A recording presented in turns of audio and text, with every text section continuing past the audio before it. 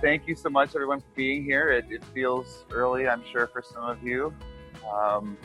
And for the rest, you probably also think it's early because it is Saturday after all. You probably have other things that you'd like to do. It's interesting, right? So I was thinking about last night, some of the toasts, and probably what kept a lot of you up late was, like me, you were looking on eBay for a 1940s seersucker suit to wear today. I was unsuccessful. And instead I spent my time thinking about what makes talking here so different than any other place, or probably a lot of us, and what makes coming here different. And it's, in a sense, it's, Tim got up last night and he sang for everybody, but it would be like me getting up in front of friends and singing Bohemian Rhapsody, for instance, instead of going drunk late at night to a bar full of strangers and trying to do the same thing. I think we're all friends of the topic. We're all friends in some way through our minds. When we think about how we learn about each other, it's through the ways that we put our ideas out into the world. And in this topic, we seem to really be trying hard to put those ideas out there in a way that's healing, that brings people together, moves us forward, and that puts a lot of weight, I think, when we communicate with each other. It's very copacetic, it's very exciting, but also we want to always try to give something a little bit more than maybe we gave last time, right? So that's what this is about. This was a highly speculative idea, but it was generated by two things I've been thinking quite a lot about. And the first, really, Joelle talked about last night. We can be confident. Paul wanted to build a big tent for misfits. And if you think about 1980s movies set in high school, there's always someone with a back brace, someone who has other sorts of reasons to be outcast from the jocks and the cheerleaders, and that sort of, in some ways, is where we kind of think of ourselves, I think, in some ways, when we try to go to big conferences and talk about meaning. You can't study that. Oh, you must be brave to try to be interested in this topic. Are you religious? Were you a monk in a former life? Are you thinking about suicide? Whatever it is that people jump to the conclusions of why we would ever choose to study this sort of a topic. Well, luckily we had some people who were doing the heavy lifting, the really heavy lifting in 1989, or in 1998, or in 1984, or 1974, even 1964, right? So people were doing this heavy lifting all along the way, and we're at the point where I think Joelle was right. Our topic is not a weirdo topic. People aren't interested in this because they just were never paid attention to their French teacher or whatever else it was that led them to feel a little bit weird. They're interested in it because they're alive and they're human, and it's okay to be interested in this topic now. Everyone wants to know what makes life meaningful. What am I supposed to do? So we have to actually think about this. People are going to provide those answers. There are people who are paid to provide answers about things they know nothing about. Call them consultants. I'm kidding, right? No. Or professors, to target myself. I'm always talking to students. I only know half of what I'm saying is true. But people are going to fill in the vacuum, the existential vacuum, if you will. But that should be us, either providing tools or taking leadership or being out there. And I know that a lot of you do that. A lot of you are out there. You're brave with your ideas. And what's interesting is it doesn't seem like we need to be brave right now. We just need to learn how to speak to the world in a way that they're ready to hear. So when I was thinking also the second thing, what's the number one question I get? Sort of like this nervous, like, oh, what's meaning in life all about? Don't really tell me, right? And when we say what is meaning to those folks, they want a real simple thing like that's not scary. When we talk about what is meaning, it's a 5.5-hour conversation, part 2 of which will take place tomorrow at the bar, part 3 of which will take place next year, right? And we'll have about 40 different people debating until we get to some consensus. That is not what the world is looking for, I don't think. The world is looking for just some step along the path. How do you rig a sail, to use Joelle's metaphor of sailing? So in some sense, when people are, the other sort of thing that seemed to change is people are asking about meaning in different contexts now. As if meaning in life is one thing and we're used to it, but what does meaningful work look like? I'm asked, what does meaningful parenting look like? My kids would say I'm the worst person in the world to ask, right? And what other life domains? We're living in a world that's burning up, shooting itself to death if you live in the United States. It's drowning in the Mediterranean. It's starving. It's sinking. 50% of the nation of Kiribati doesn't exist anymore by landmass. We should be able to get people together to face existential crises, right? And our species and so many other species are facing the same crises. So can we think about meaning in a functional way, while we also still are debating the really important things about what is it we're really talking about? What is the core essence of what we mean, and how can we build a map of that? So this is really just an exercise. This is hopefully a collaboration, because I don't think anyone in this room feels comfortable saying, I've got the answer. Okay, well, okay, so that's probably true. But, right, but your answer is still collaborative. So we'll keep moving on. So this is what we're trying to do today. So I want to just talk about a lot of the things that are big in the world. They either seem to have the number 12 or number 3 in them. So we're going to stick with 3. There's sort of emerging ideas around 3 parts of meaning in the most rudimentary sort of structural form. Like, how many points does a triangle have? 3. That doesn't answer what a triangle is or what it can do. It just is sort of like a structural, it looks from space like this. So meaning looks from space in a couple different ways, a couple different 3-part things. I wanted to go through an exercise of what that looks like if you just rawly apply it to some life domains. And then I wanted to think, what would it look like if we turn that exercise around and start with what work really needs, or start with what alienation, terrorism, nationalism have at their heart, and then think, what do we bring? And in particular, I'll spend a little bit of time, I'll warn you now, I close with extremely depressing pictures about global warming. Hopefully we're okay with the dark side of the fact that we get all the water we want to drink, we get all the coffee we want to drink, the toilet in my hotel room has been running constantly, right? All these sort of things in life that are just slowly chipping away that we have to be a little bit cognizant of, but not overwhelmed by. And then how can we sort of build domain models of meaning that we can give to people who are looking to organize social justice matters, who are looking to organize political campaigns, who are looking to honor indigenous people who are forgotten, who are looking to market a new brand of cereal, whatever it is, right, that we can sort of say, if you do it with meaning, it's going to change. It's not a flavor of something, but it will be turned into a flavor of something if we're not out there working with people. It will be the next engagement in work, which is this job satisfaction, if you remember that, right? It'll get turned into something we won't recognize, and then we'll be back to living in a tent with the rest of the people who bite heads off the chickens and things like that, right? So this is our time to step forward, and hopefully this is my way of trying to think through how we might do that. So the big kind of 3 of some of the earlier models, if you go back to Batista and Ullman, which is probably the first real kind of tangible psychological theory of what's packed into meaning, 1974, psychiatrist out of Stanford, we see that there's this cognitive framework. Sounds probably familiar. We try to make sense of life. A motivational framework probably sounds familiar. We pursue purpose in life. And this feeling of being fulfilled. This also shows up in a lot of Crystal Park's work, Halema's work out of Slovakia, and of course, Riker and Wong, who I think a lot of us probably cut our teeth on Riker and Wong and Carol Riff in terms of understanding how do we think about these big, big, big questions. So that's one 3-part model. You can break that down into a different 3-part model as well. This is one that Frank Martela at University of Helsinki and I are trying to figure out. And we're just replacing emotion with sort of the more, when Ken Sheldon talks later, he'll talk about a cognitive and evaluative dimension, right? So emotions are tricky. I don't know that we're going to empirically find a meaning emotion. There's so many emotions, and they overlap so completely. Even the idea of discrete emotions, if you're familiar with the work of Lisa Feldman Barrett, one of the leaders on emotional granularity, she says she doesn't think there's probably discrete emotions.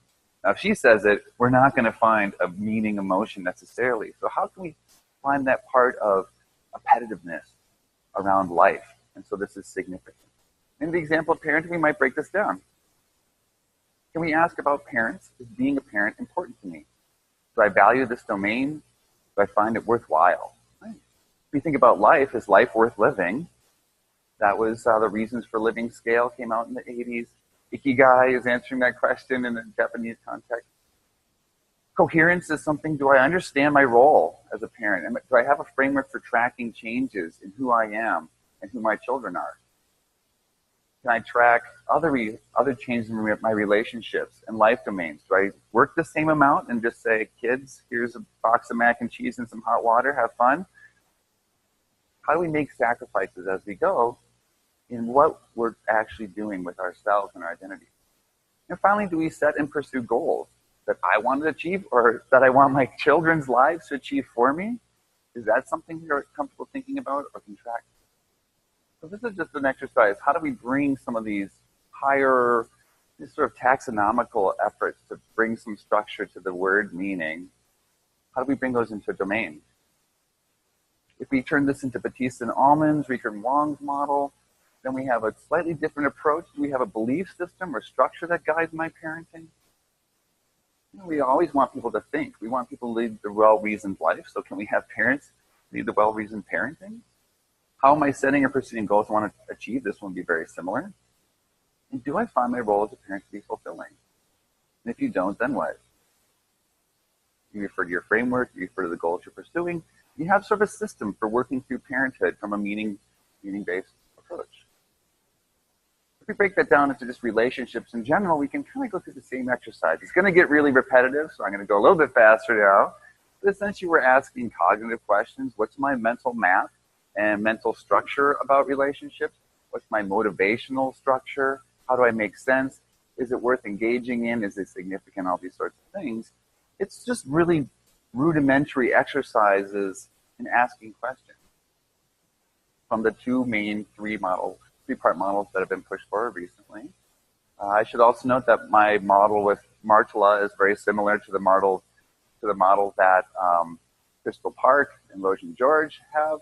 It's also similar to the sort of proposition that Samantha Heinzelman and Laura King, great Laura King, have put forward. So these aren't new ideas. We're just playing around with different configurations.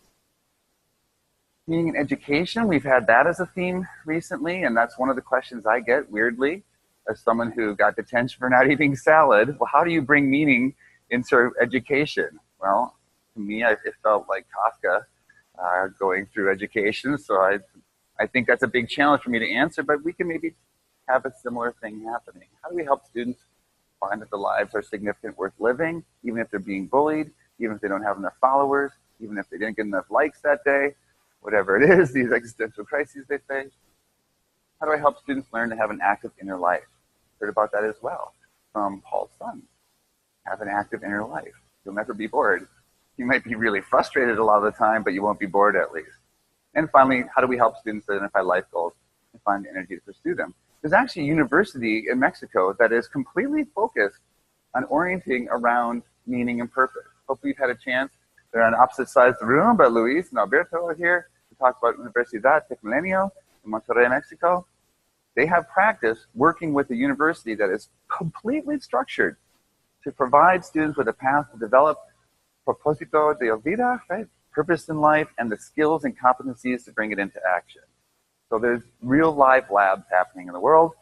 And again, we're about sharing ideas among the families. So I think that's a great place to look.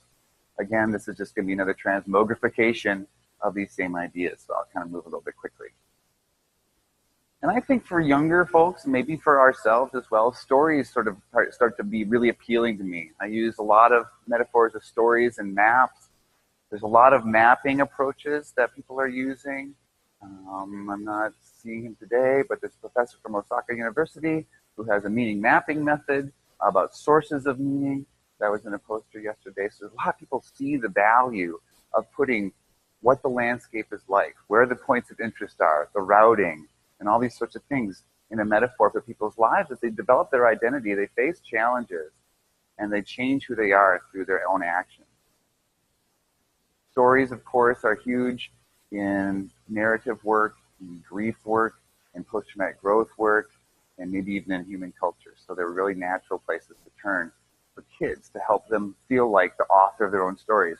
Again, I just feel like I'm saying different parts of what Paul and Joelle have said. These great ideas are out there. I think we just need to figure out how to bring them into the world. So essentially what we're trying to do with the global applied to domain is come up with really easy rubrics of starting conversation. I think when we talk about meaning, one of the little tricks is to make it seem simple at the beginning. It's just a 3-step process. Each of those steps might take years to do, but it's a 3-step process. So why don't we start today? And then you can let people unfold the complexity themselves a little bit. Oh, there you are, Osaka. Hey, thank you, meaning mapping method, right? So that's one of the little tricks. We don't have to simplify things. We just have to let people embrace the idea of process. And particularly, at least in the American context, it's all about the end result. So there's a little bit of work for us to do. But this approach can be done. There's high utility because there's lots and lots of pre-established models that you can choose from. You can modify them as you would like to. You can do with them what you will. And you can just sort of, as you saw, you just cookie cutter them your way through. And all the complexity is going to happen once you start engaging. But the invitation to engage can look pretty easy for folks. Of course, we don't probably suspect that the global models that exist are really up to the job, right? I mean, unless we do, but I know I could probably point to 10 people who don't think that that's true in this room, so I am generalizing. We don't think we probably have a description of meaning that makes sense to us. So if we're using some description of meaning, we're cutting corners already from the onset. Which global models should we use? They're very similar, but they have important differences. Logan and Park's model, Logan, George, and Park's model focuses on mattering, which is really a social dynamic around significance. I think Frank and I focus on sort of a more sort of evaluative in the big scheme of things, people or not people. Maybe because I'm a bit of a misanthrope. So, and then, you know, how do we accommodate culture and subculture? One of the grand projects yet waiting for us is to figure out what does meaning look like from the ground up outside of the European language traditions, in particular the convenience language of English, the structures that have been imposed by the way that we just have had to do scientific communication across national boundaries. So another approach to this is, another approach is to really start with domain-specific models. And right now, the one I know best is work in the workplace, post-traumatic growth, and other sort of areas in which people are confronting change, and a lot of models within the clinical realm exist. But the clinical realm also includes all these other sort of life domains. So we still have to have a little bit of work to pull things together. For convenience sake, I'm going to start with work. A lot of these two also call back to global models, but one of the key steps that they do is they link together into theories that exist in those domains themselves. So it avoids a little bit of the cookie cutter trap where we go in and we say, okay, positive education, the positive psychology of education is you take positive psychology and you put it in education. Ta-da, right? That's sort of what you see. So we need more gratitude in education. What does gratitude look like in education? Looks like gratitude in a school, right? So there's something missing in that when we try to just transport into new domains. And in the work domain, what does meaning look like in work is going to look different than what does meaning look like in life, whatever position you start off from. Now, some of the models that exist are pretty interesting. We have maybe the oldest one in some sense around calling. Calling has its roots primarily in Protestant theology, the idea of good work. That in the Calvinistic tradition, for instance, where there's a lot of predestination, the world out there has a job for you to fulfill. And so you have to find it, and you fulfill it. You're called to a line of work. As this gets changed in a little bit more loose boundary religious traditions, particularly within the European Christianity Protestant tradition, you start to see that almost any work could become good work. You could be a good carpenter. You could be called to be a road paver. You could be called to be a tax auditor. You could be called to be a president's press secretary. Any job could conceivably be good, right? So this is an interesting idea. Then we've got the meaningful work tradition, probably growing out of work by folks like Richard Bella and others trying to figure out, and also the hugely influential job characteristics model, which is saying meaningful work is like a mediator that turns structural work factors into the sense that we like our job and we're going to stay and we're going to really try hard. So if we start to pull things together, and we got purpose-driven work. Has anyone heard this one? It's kind of like purpose economy. Aaron Hurst is pushing this idea right now. He was working as a philanthropic consultant to help people figure out what to do with their money. And he realized that a lot of times the reason that they wanted help figuring out what to do with their money was because the way they made their money made their souls die. So I don't necessarily agree with his approach. He has this sort of cube approach where he's figured out that people have only 24 purposes that they can choose from, and you only get one. So if your CEO can talk to you in your purpose language, you have purpose, right? I think we like to complicate things, but people are listening to him and not me. So I think he's onto something. We have to at least make it simple to start the journey. The journey looks like you will be devoured by sharks in the first 5 minutes. No one starts, right? So yeah, in these worlds, we draw on vocational theory, we draw on meaning theory, we draw on management theory, we draw on identity theory. And that's really sort of starts to be fun because we can bring our theories to other theories. We don't have to only import now. We can influence the way that people think in their field because we have a richness of data. We have a richness of thought. We have a continuity of an evolution of ideas. We have embraced for a long time multidisciplinary approaches to how people do and create and construct and exchange and repair meaning. We can do these sorts of things, but mostly it's vocational and social psychology. If we take a look at what we ought to maybe think about to create domain-specific models, we should have them informed by meaning theory. So all of us operate from some sort of probably polyamorous theoretical tradition and meaning. We also want to try to pull together important theories in other domains. Learn that language. We'll be broadened by it. Duell thought yesterday that innovation comes from when people with different ideas kind of try to mush them together and then something exciting happens. A little bit of fusion occurs. I think that's really an exciting experience as well.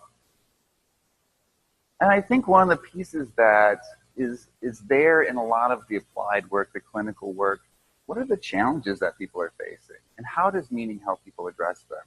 So that's going to help us sidestep a little bit the three-part model applied to education, the three-part model applied to relationships, three-part model applied to fertility problems, three-part model applied to whatever it is, right? So this is the example of work. And these are the three, oops, this is completely wrong. This is actually Rosso and Wisniewski's model. They're 2010 people. Don't see this somehow, please. I copied the formatting to get the font right, and I forgot to get rid of that. So lazy shortcuts equals embarrassment. Anyway, so we have this model that sort of evolved. You got this positive meaning, so work has a pointer and outcome. This is what Hackman and Oldham really were talking about around the triggers of psychological meaning at work in their job characteristics model. Meaning making, work builds meaning in life. It sort of helps bring the two into coherence together instead of into conflict. And finally, work does good for the world beyond the self. And I'll just tell you don't be mad, I'm a bit of a positivist. I was unhappy to see that one survive the data because to me this feels like a type of meaningful work. Like what if you hate people? Or what if you hate the world? Can you still have meaningful work? I don't know. Like Thanos from the superhero movies. You know, he's like trying to eliminate populations all over the world, but he embraces his job. Okay, no more superhero talk. Okay, so, but anyway, the data says that in most of the samples we've looked at, if your work doesn't provide some benefit outside of yourself, it doesn't feel meaningful. So that is, I had to recognize that. This is Mike Pratt's model, which I think is really interesting. It's really digging into your elbows of what work does. The reason I'm not coming all the way over here is because if I go too close to these speakers, it starts screaming and screeching. So I'm not neglecting these people, right? So craftsmanship, is there meaning in just being able to do a job well? My family was friends with a potter in central Minnesota who did an apprenticeship in Japan. And in that tradition, you had to make 2,000 pots before you could keep one. You break your first 2,000 pots. Guess what? You're pretty good at making a pot after you've done 2,000, right? So, and then he came back and he brought the same craftsmanship. Like the execution of the task is rewarding in and of itself. A little different than the slapdash, let's get it done. Hey, me and I will do our workshop with a whole day in advance next time, maybe, whatever it is, right? So this execution of how you do your job regardless of the outcome, whether you're going to smash the pot to bits or whether you're going to sell it to the museum. Kinship, work that builds bonds and connection. So Mike Pratt really probably would be the leading voice in how we bring that social connectedness piece with coworkers, maybe even with customers, maybe even with, if you think of in hospice care, the people you're caring for as customers, right? How do we get that immense empathy and compassion and connection that people have with folks that they're working with through grief, through confronting mortality? How do we bring that idea into someone who's trying to sell coffee? And then finally, serving work that helps others. From Rosso and Wisniewski's review, they have like a two-dimensional cross model. And it really forms two different things. So it's sort of outward-looking, inward-looking, and joining versus diverging in a sense. You have self-connection. It's all about authenticity and identity. You have individuation, self-efficacy, and control. You have contribution rooted in self-transcendence and impact. And then you have unification rooted in shared values and connection. And maybe if you're thinking through this group, for instance, in some of these models, I think this one's a really interesting one given the way that we discussed, 20 years of INPM, 80 years of a Paul Wong in the world, like thinking about what that has been like for those of us who've been part of that journey for 4 conferences, for 10 conferences, whatever it is. If we put all those together, we start doing what I think is really fun, is making maps, drawing lines, arrows and boxes, structural equation modeling, all these sorts of things, right? I love just pushing things around, but I think we kind of get a few different ideas at work. So work is aimed at outcomes, and work is best well done. So this is sort of when you're at work, you're doing something, and it's providing something for you. Work nourishes meaning. Work helps us transcend self. Work helps the world. Work supports authenticity. Work supports self-efficacy. Work creates relationships. Work creates shared identity. Now, I think I don't know if this isn't exactly the quintet of meaning, is it, Joel? Some themes, though. So there's a little bit of as above, so below, which probably will happen. And that's really exciting when we see it. But this is coming from the managerial model. Or the positive organizational scholarship model. This is coming from the management model, and this is coming from really counseling psychology model. So we have a little of a blending that happens that fills in gaps that others of us miss. And this is what that looks like when you draw the arrows to the right places, which this is probably my best slide. So enjoy it. It's really not going to get any better. But this is really sort of something I think is fun doing, content and theme mapping, so we can start to see, like, what we can draw on different traditions to get to a better place. And work is an interesting example.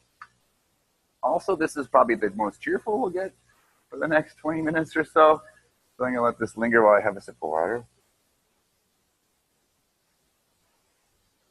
Oh, no, this is the most cheerful. Okay, sorry. So and then I decided I was going to range it into a process model. This is another thing I think is fun because double-headed arrows are probably true, but single-headed arrows are better at generating hypotheses that you can bring into a lab. So let's start with those. If those get disproven, then we can go back to double-headed arrows, recursive models, which is probably the truth again, but less fun. So you might say that if you sort of are doing your job well, if your job is aimed at producing something that matters in some way to you, that might lead to your investment in relationships, your investment in what your group is trying to do. If we care about what INPM is trying to do, we care about INPM. If we see a role for us to execute within a group, we try to do it. It nourishes meaning, being a part of a group who's trying to do something that you care about in a way that you think is right. You feel pretty good, right?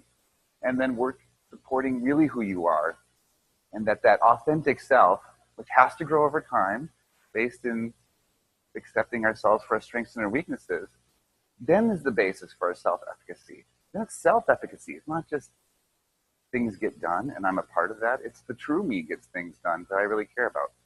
And then hopefully the final outcome ends up being a line of sight to what we can accomplish together, how we can hopefully change the world. So in the example of work, we see it's informed by meaning theory, yes. It's informed by work-relevant theories, yes. Actually, I should say my collaborator, Brian Dick, on my version of the work meaning stuff. He's a calling researcher, trained dyed-in-the-wool vocational psychology. something that's vanishing like the Diplodocus did. And just like personality psychology is, that's one of my backgrounds. So this is, who knows what it'll look like when they replace us with individual differences, biological psychology, and other things like big grant money. So then, do they focus on how meaning helps people address key challenges? And this is just a little bit of a list of the challenges of work. You need to secure your basic necessities. You need to individuate yet bond, embrace responsibility, balance necessity then with your aspirations, and find a way to care when those with the carrots and the sticks don't seem to care. That's my short list of, you may tell that I'm not always great in the workplace, but this is sort of what I think some of the key challenges people face in the workplace are, and I think these meaningful work models are taking good steps towards helping us figure that out. Okay, there you go. So there, in case you want to know what I think in this model that I just totally made up, is how well it's checking the box of the checklist I also made up and didn't test with data. This is that slide. So this is just going through the mental exercise to prepare a research program, prepare some collaboration with other folks that care about work. There's a lot of people who care about work. Think about the next time the job numbers sort of randomly tick up, what the government's going to say about that. So then we wonder, is it informed enough by meaning theory? Probably not, because again, it's just informed by little bits of simplistic meaning theory. Is it formed enough by work relevant theory? Probably not.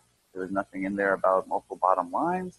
It hasn't reflected necessarily B corporation experiences. There's nothing about shareholders who really call the shots. There's nothing about retirement in there. We're not making the case that meaningful workers are healthier workers. They tax the healthcare system less. They're absent less.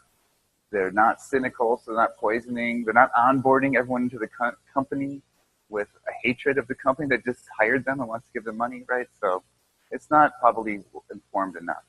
Do they focus on how meaning helps people address key challenges? Yeah, but probably need to do a better job. And so there. I think this is my life motto. So whatever topic I end up talking about, I feel like I do have a slide somewhere that says it's pretty good, but we do need to do more. So there's that one. But what about other problems? Now, in the United States, I think our cultural identity is around figuring out who our enemy is. I don't mean to have that too sharp of a point on that, but I just think that that happens to be true, right? So in times of peace, we still always had enemies. We just did. That's what we do. What's that? I grew up in Minnesota, and you people scare me. No. So yeah.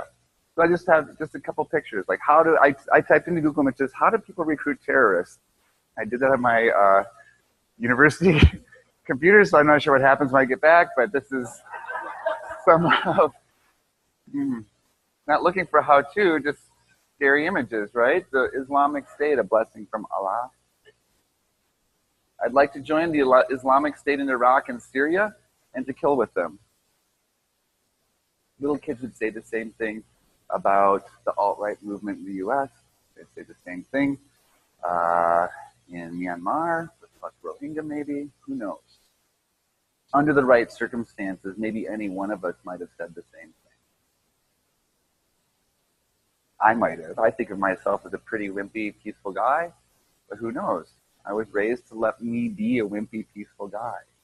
So these are some of the faces of our enemies in the US. And how do we avert that sort of situation?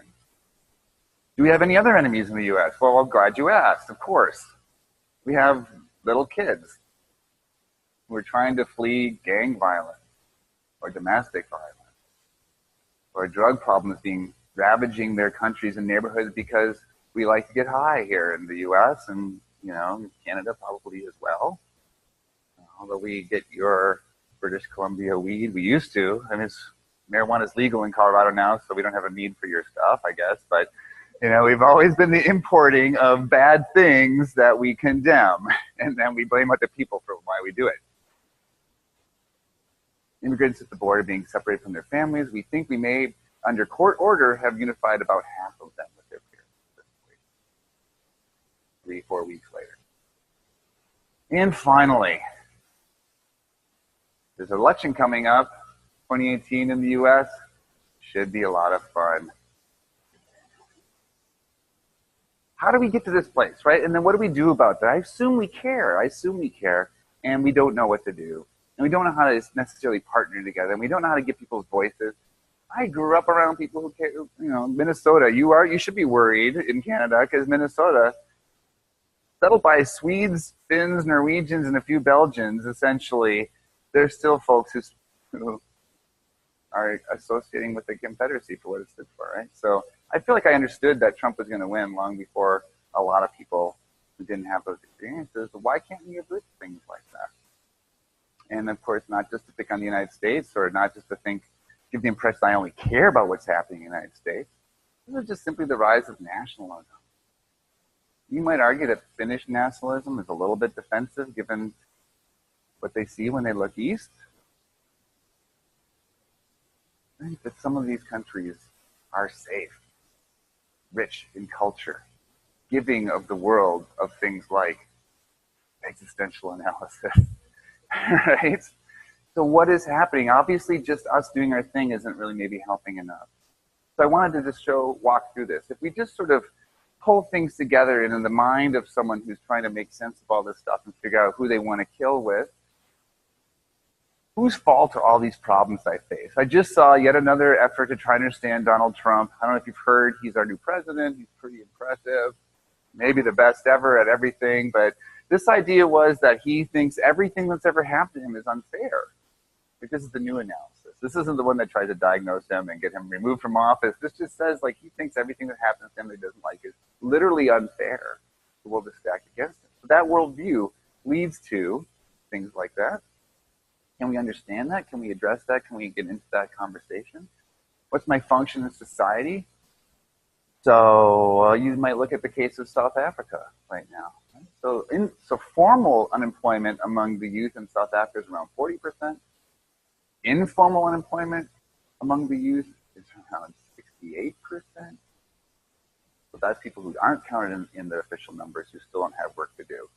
And what is the big issue of the day? Land reclamation. We can't work because we're not given access to land, and it's not happening fast enough.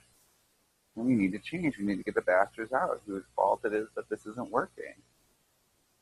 That's the country that gave us the first peaceful transfer of power from an oppressive majority to an oppressed minority and invented the idea of Truth and Reconciliation Tribunal 20 years later, right? So, it's so hard to hold on to some of these gains that we made. And then significance matter because the afterlife, the promises of having some reason to live, some reason to spill your blood, whatever it is, some reason to hate liberals, whatever. So in just a short list of the precipitating factors from my brief review of that literature, mostly in political psychology, you see things like social fragmentation, loss of social trust. There's an obvious one in our psychology, fear of the different, the outsider, this entrenchment of concerns. I have something, no one must ever take that away from me, whatever it is, however randomly it came to me, that is what I'm going to protect with my life. Nihilism and nothing to lose, we know this if we've read Camus, right? So civil erosion and polarization, cycles of violence that create the next violent person, marginalization, dehumanization, and alternative facts. Man. The Illuminati, this is a news flash, the new Illuminati has been replaced by a different cabal. And we need to know about this. It's called Q. Look up QAnon if you want to know what the next big issue in American politics is going to be. It's really scary, right? Alternative facts. Are we equipped to address these challenges with meaning and purpose?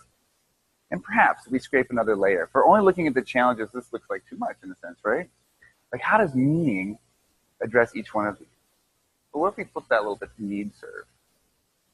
Can we just give things from our perspective in meaning-centered approaches to life, a place among others? Well, this is the sort of bad version, right? A place among others, trust to the death of the different, the outsider, attack entrenched concerns, because they're not giving you what you deserve, something to live for. There's people who are easy targets. We start to norm our experience of lashing out and hurting. we marginalize and humanize others, so that we protect that same process from hurting ourselves. And my way is the truth. Maybe there's something beneath that as well that we can speak to. So if this list, home, trust, direction, purpose, direction, validation, self-worth, significance, certainty, if any of that feels like stuff that we talk about in other talks, we have a language. Some of you have incredibly complex, robust, reflective processes that can meet anyone, anywhere, probably. Right? We can jump into these topics. We can jump into peace. And then finally, we'll just meditate on some of the even bigger problems. Does anyone raise your hand if you've done something that probably has contributed to global warming and climate collapse today? Okay, I for sure have. And I'm pretty big, so I probably consume more resources than the efficient models of you that are out there. Are there any Australians in the room? How many trees did you plant before you left, right? On your plane. We're doing it all the time, and so we should, if we think about it as like a checking account in some way, we withdraw value from the environment around us in order to do something like this that's going to create value. What does that value need to return to, in a sense? So I benefited massively from being almost the luckiest demographic that's ever existed on the planet. I'm a white male born in the United States. Automatically lucky, blessed, safe, privileged. I grew up in Minnesota, so the education, at least back then, was pretty good. Literate. I felt there was something called democracy. I could get socks and shoes that both fit. Right? So you think about that, that's a withdrawal from some universe that created something incredible that other people didn't get. So we have arguments about, well, what should we be doing for refugees, migrants, ethnic minorities, women in science? It seems like a small reimbursement for me to think about doing, try and put our efforts to it. So maybe that's what we do. If we feel like if a business comes to us and says, our workforce isn't very engaged, how can we get more engaged? We think about meaning and purpose in work. You're like, that doesn't seem very important to me. There's other things that are important, right? UNESCO needs you, UNICEF needs you, maybe NATO needs you, maybe the European Union needs you, right? Maybe, what was the country? Montenegro needs you, right? Trump thinks they're super aggressive. Maybe we can calm them down somehow. Right, but the world needs us. I guess that's the sum of what I'm trying to get at. The world really needs us. And the world is asking for us. And we sort of just need to be a little bit planful about how we can enter those conversations and move forward. So in the end, for me now, as I think about what we've all been doing for the last 20 years, I started graduate school probably right about now, exactly 20 years ago, as a 30-year-old doc student, having been trying to be a meaning-centered drug and alcohol counselor for high school students. You ever think about what your life's about? No, I was mostly trying not to be sexually assaulted in the flop house I was living in last night, right? So that wasn't going well. I needed to do something different. I didn't know that there was going to be this world out here, and we've gotten so far. You can help. I could go back now with tools that you've all built and insights you've all shared lovingly and help that person better now. From a meaning-centered standpoint, instead of, well, did you think about meaning in life today? So we've done great things. So what challenges can we bring? Those skills and perspectives, the shared and mutual strengths that we have and that we collaborate on. How can we bring that into the world? How can we apply meaning approach to problems and challenges? How we partner with other fields and theories? Again, Joelle thought about a really interesting, like if you just read that list in order, it was like neuroscientists and artists, right? It was in sequence. Very cool, right? Art is helping us find and communicate about some of the worst challenges of our day. How do we make ours feel relevant to looming calamity? When there's only 8 people left and they're only here because they have gills and don't catch on fire, then they're not going to care about what the meaning of their life is. When the last Kiribatian has to escape, his drowning home or her drowning home, the big problem is going to be figure out how to be Samoan all of a sudden, right? So it's a big deal. And how do we maintain conceptual links so that we can keep talking as we change and as we evolve? Because once you get into the practical world, I think as the practitioners in the room know better than I do, things start to look really different. And how do we communicate that back? What conceptual leaps might we need? Meaning does a lot of things well. Here's just our little partial list. It's an alternative to fear. It's a type of courage, a type of embrace, authenticity, responsibility, tolerance of risk and discomfort, dedicated effort over time, translating demands for lazy, distracted, easily scared, self-absorbed skins. In a sense, all the answers, in a sense, are there for the problem, because a lot of what our problems are is just even that last one. We're the lazy, scared animals who just want our skin and our bodies to feel interested and happy from time to time. If we can just get a little bit beyond that, the answers seem a little bit more palatable. And this is sort of the conundrum I think I run into. Both can be true. Life is never made unbearable by circumstances, but only by lack of meaning and purpose. And that be true at the same time, for the world is in a bad state, but everything will become still worse unless each of us does our best.